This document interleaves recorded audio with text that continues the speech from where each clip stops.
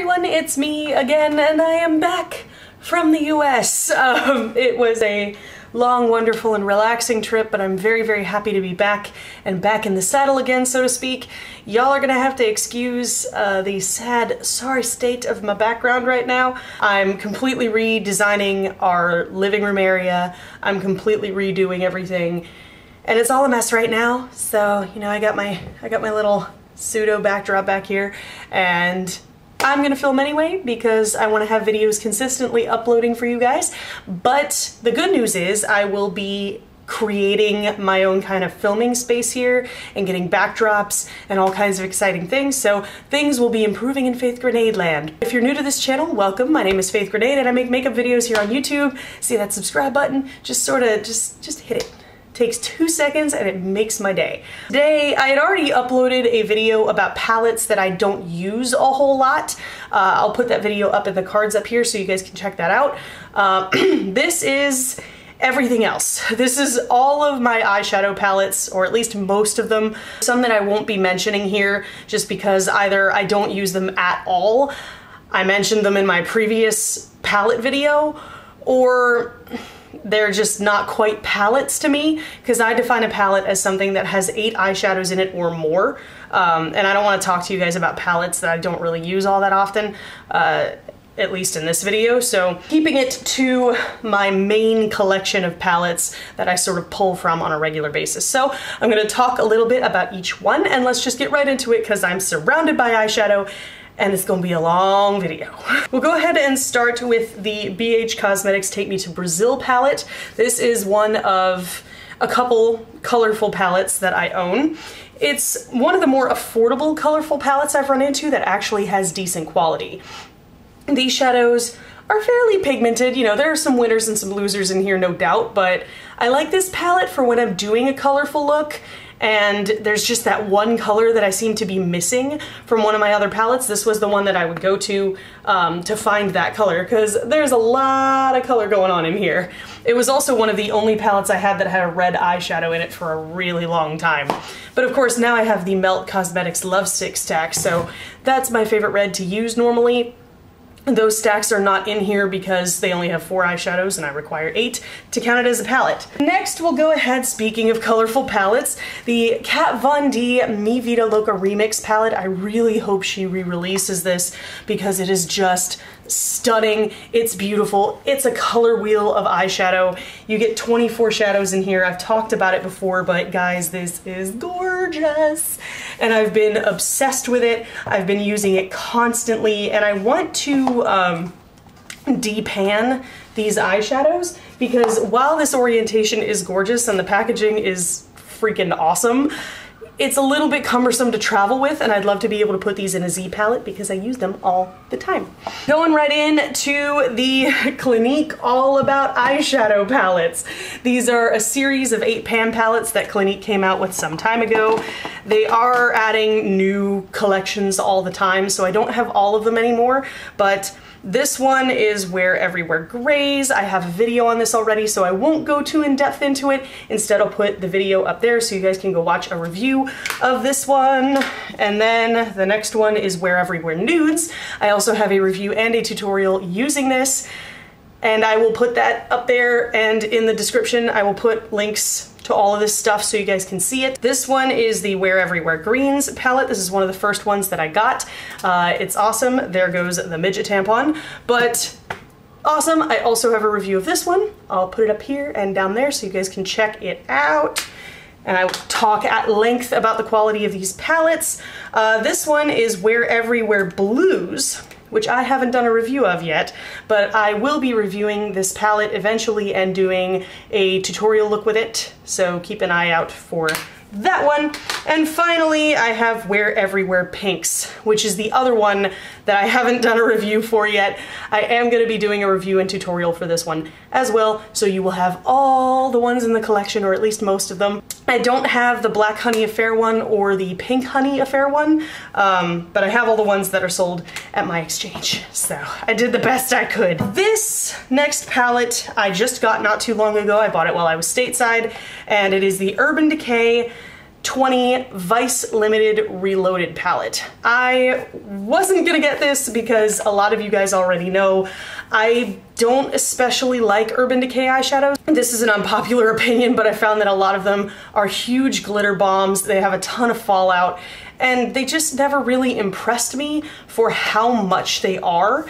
But I heard about this from Sparkage, and I decided to give Urban Decay another shot because some of the colors in this palette are really, really pretty, and it has Gash, and Gash holds a special place in my heart because the lead singer of My Chemical Romance used Gash from Urban Decay all the time for his looks, and they discontinued that shade, and I was so depressed, but it came back in this palette along with a bunch of other iconic Urban Decay shades. So I want to try Urban Decay again, create a few looks with this, and see if they can change my mind about the whole muddy glitter bombness that normally happens with Urban Decay. So I will be making a review video of this palette and doing some looks with it and really, you know, putting it through the ringer to see if it's really worth the inflated price that Urban Decay has on their products. The Balms Meet Matte Nude palette. I don't use this probably nearly as much as I should, but as you guys know by my Battle of the Matte Eyeshadow Palette video that I have up on my channel, I'll put it up there and down there, I have a lot of matte eyeshadow now. So I'm bouncing from palette to palette to palette, depending on what I need and which palette has what I need. But this one is a perfectly beautiful palette. It's a great companion palette. I talked about it at length in that Battle of the Mattes video, so you can check out a review there. But very, very good palette. The pans are really big on that one. I do like that a lot. Also, again, you've seen this before, the Lorac Pro Matte Palette. I do like this a lot despite its size. The main issue I have with both the Pro Matte and the Pro Metal palette that I will show you here in a second is that, you know, when you buy them each individually, they cost more than a standard Lorac Pro palette, even though it's the same amount of eyeshadow. So kind of not okay with that, but they're gorgeous palettes, and Lorac is one of my favorite formulas of eyeshadow, so of course I love them. And speaking of Lorac Pro, here's the Pro Metal palette, the same general design, only this one has all metallic shades. These are stunning. They're beautiful to work with. It's just the value isn't as good as it normally would be if this were a full-sized Lorac Pro palette. You know, just kind of a thing that I get annoyed with. Speaking of Lorac Pro palettes, I have both Pro 1 and Pro 2, and I love both of them. Pro 1 I haven't used in ages, and I don't understand why, because it was one of my favorite palettes for a really long time. It's gorgeous. I love using this on clients. It's a really standard, neutral palette that I can just, it's good for everything. It's good for natural looks, smoky looks, party looks, anything. This garnet shade is one of my favorites because it's so pretty. So I love that one. And then the Lorac Pro 2 palette, which is stunning, slightly on the cooler tone side, so maybe not so great for my chocolate princesses out there, but it is still a stunning palette and I still love playing around with it. These three shades here, Mocha, Rosé, and Beige, and Cocoa, are all gorgeous. The mattes, stunning. That navy blue, oh dear God. Then I have the Kat Von D Shade and Light Eye palette. You guys saw this a lot in my Battle of the Mattes video. It was my pick, spoiler alert, for best matte eyeshadow palette on the market right now. It's gorgeous. I adore it. I use it all the time, pretty much in every makeup look I do, both on myself and on other clients. I love this so much. It's so worth it. It's so good. And then I have both Lorac Unzipped palettes. I have Unzipped and I have Unzipped Gold. I do not use Unzipped Gold as much, although I do use it sometimes. I like Unpredictable up here. It's really pretty, and I like Unleashed, and there's a lot of really nice workable browns in here. Unleashed is just like the most stunning copper on the planet ever. It's not as good as Lorac Unzipped, but it is a very good workable palette on its own. Lorac Unzipped, guys, this is one of my favorite palettes of all time. I have over 50 eyeshadow palettes, and this is one of my favorites of all time, hands down. Dear Lord. Like, I don't use it enough on video, but sweet Jesus, it's one of my favorite palettes to use on clients. When I went back to the States, I had 3 clients, I think, that I met up with to do makeup on, and I used this, or a shade from this, on all of them. It's amazing. It's one of the best palettes on the market right now. Seriously, get it, get it, get it. You will not be sorry. I use it constantly. So good, so, so good. Moving right along to the Too Faced Natural Matte Palette. You guys saw this in my Battle of the Mattes video. Gorgeous mattes, creamy, pigmented, blendable, all that good stuff. It's just a little bit small, so I don't really use it all that much, but it's great for travel, if you don't mind not having a mirror, which kind of bugs me, but what can you do? And then the Urban Decay Electric Palette. This is the other high-end colorful palette I own. I've had this for a while. I do really, really enjoy it, particularly this purple shade up here is stunning. This blue, gorgeous, and this other blue is also really gorgeous. I don't use the pink and like the orangey red all that much, but I should. I should probably make some looks with those. And Revolt is quite honestly one of the most offensively bad silvers I think I've ever run into in a high-end palette. I have silvers that I like so much more, but I'd say the rest of these shades are gorgeous and they're definitely worth picking up the palette for. This is actually one of the only Urban Decay palettes I own that is workable and that I enjoy using. Okay, we'll dig into some more Kat Von D. While I was in the States on my trip, I had fallen so hopelessly in love with the Shade and Light eye palette, I had to go and get more Kat Von D eyeshadows because between the Shade and Light eye palette and the Mi Vida Loca Remix palette, I needed more Kat Von D in my life because her shadows are incredible. So I got 2 Kat Von D palettes while I was stateside. The first one I picked up is the Kat Von D Monarch palette. This was one of her first reformulated palettes to come out, and it is gorgeous. I love the colors in here. The few times I've used it have yielded gorgeous results. And I also got the Interstellar palette, which the packaging is like one of my favorites of anything Kat Von D made because it looks like an old school, like old-timey movie poster, and I just, oh, I love that. And the colors are right up my alley. Lots of gorgeous taupes and lavenders and silver and oh, so much goodness. That's all the Kat Von D, almost all the Kat Von D I have. I also have, here's a throwback, the Kat Von D Ladybird palette. I've had this for years, and I still to this day pick it up from from time to time because these colors are all matte and they're beautiful. And Kat Von D was making an all matte palette before it was cool. This chocolate brown is stunning. This orange, amazing. I still reach for this palette for this orange. The plum, gorgeous. The blue, awesome. Just every shade in here is completely beautiful and workable. And the eyeliner it comes with, stellar. I don't know why Kat Von D discontinued these because they are one of my favorite eyeliners of all time. And this palette is gorgeous and I love it. I love everything about it. Diving over to Lorac. Sorry, I'm kind of bouncing back and forth between brands, but literally all my eyeshadow palettes are sitting in front of me and I'm just grabbing whatever I happen to see next. The Lorac Pro To Go palette. I got this from Friends Beauty on sale. I did a haul, a super crazy bombastic haul that I'll list somewhere around here. But this technically doesn't have 8 eyeshadows in it, but I included it in the palettes because it is a very travel-friendly little guy here. You get 6 stunning eyeshadows in nice big pans. You get a brush in there, and then you flip the bottom up and you get 2 blushes and a bronzer, all of which are gorgeous.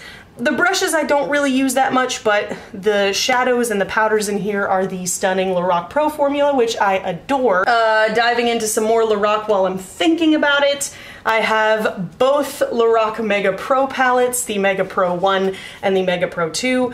I adore both of these. The Mega Pro 1 had a lot of controversy surrounding it, but I love it, and I refuse to apologize for adoring it because it's stunning.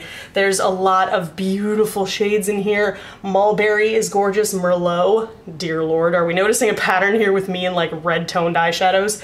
But Copper is beautiful. Smoky Topaz, awesome. Maroon, one of my favorites.